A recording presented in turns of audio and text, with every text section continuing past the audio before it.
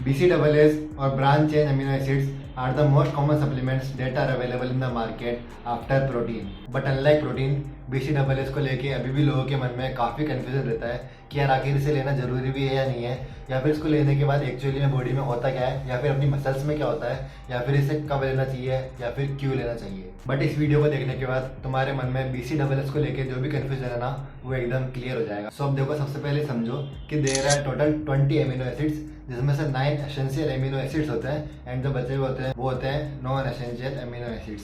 And ये जो essential amino acid होते हैं ना, ये हमारी बॉडी खुद प्रोड्यूस नहीं करती, ये हमें जो हमारे बाहर के जो फूड सोर्सेज होते हैं ना उनसे इंटेक करने होते हैं। अभी नो एसेंशियल एमिनो एसिड्स में 3 होते हैं हमारे branch chain amino acids, and ये तीनों ब्रांच चेन अमीनो एसिड्स है, इनका नाम है isoleucine, valine and the most important one leucine. हमारी बॉडी में 2 प्रोसेस कंटिन्यूसली चलते रहते हैं, जिसमें पहला है मसल बिल्डिंग प्रोसेस, जिसको हम साइंटिफिक टर्म में बोलते हैं muscle protein synthesis, and second one is muscle tearing, जिसको हम साइंटिफिक टर्म में बोलते हैं मसल ब्रेकडाउन प्रोसेस। एंड ये जो मसल प्रोटीन सिंथेसिस है ये बताता है कि हमारी बॉडी में किस स्पीड से मसल प्रोटीन बन रहा है, जो कि हमारी हेल्प करता है मसल्स को बिल्ड करने में। और अगर हम किसी तरह से इस मसल प्रोटीन सिंथेसिस की रेट को इंक्रीज कर देते हैं then the muscle breakdown process, तो वहाँ पे हमारी मसल बिल्ड होना स्टार्ट हो जाती है। और इस रेट को इंक्रीज करने के कई सारे तरीके होते हैं, like resistance training, diet, protein intake, sleep, और यहीं पे सबसे बड़ा रोल आता है ल्यूसिन का। ल्यूसिन हमारी बॉडी में जो मसल प्रोटीन सिंथेसिस है उसको ट्रिगर करता है, जो कि स्टार्टिंग होती है हमारी मसल्स को बिल्ड करने की। एंड ये जो ल्यूसिन है ये हमें हमारे फूड सोर्सेज से मिलता है। हमारे जो वेज फूड आइटम्स होते हैं उनमें कंपेरेटिवली ल्यूसिन कम होता है then the non veg food items like red meat, chicken and eggs. अगर तुम लोग अपनी डाइट से इतना ल्यूसिन ले पा रहे हो जो कि नीडेड है तुम्हारी मसल प्रोटीन सिंथेसिस को ट्रिगर करने के लिए या फिर उसको इंक्रीज करने के लिए, तो तुम्हें फिर बाहर से कोई BCAA सप्लीमेंट लेने की नीड नहीं है।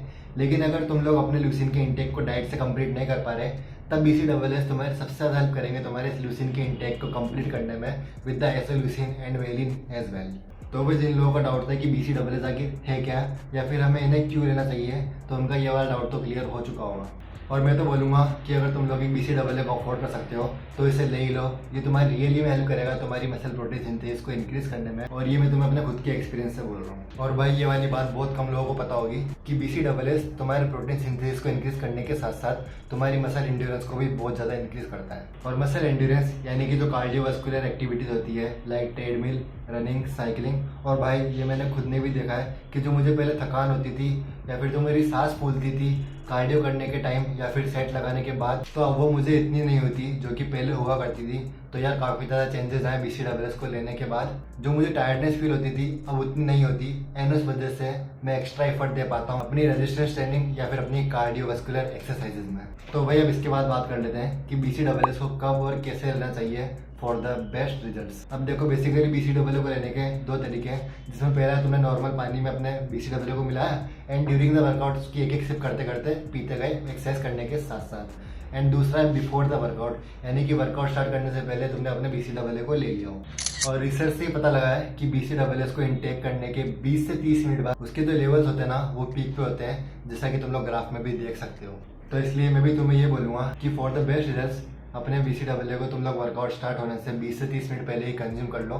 मैं तो अपने वार्म अप के टाइम इसको इंटेक कर लेता हूँ, ताकि जब मेरा मेन सेट आने वाला होता है तब तक जो मेरे लेवल से BCAA के वो काफ़ी सही पीक पे पहुँच चुके होते हैं। तो अब तुम्हारा ये वाला डाउट भी क्लियर हो गया होगा कि इसे कब और कैसे लेना है। सो यार आई थिंक मैंने BCAAs को लेके जो भी कॉमन डाउट्स और कन्फ्यूजन थे वो तो क्लियर कर दिए होंगे। और अगर अभी भी तुम्हें कोई डाउट है तो feel free to use comment section, मैं वहाँ पर तुम्हारा डाउट क्लियर कर दूंगा। तो गाइज यार that's it for today's video. और यार अगर अभी तक चैनल को सब्सक्राइब नहीं करा तो अब तो कर दो या फिर कब करोगे, और वीडियो को लाइक भी कर देना। और अब मिलेंगे हमारे नेक्स्ट वीडियो में, तब तक के लिए बाय बाय, सायोनारा।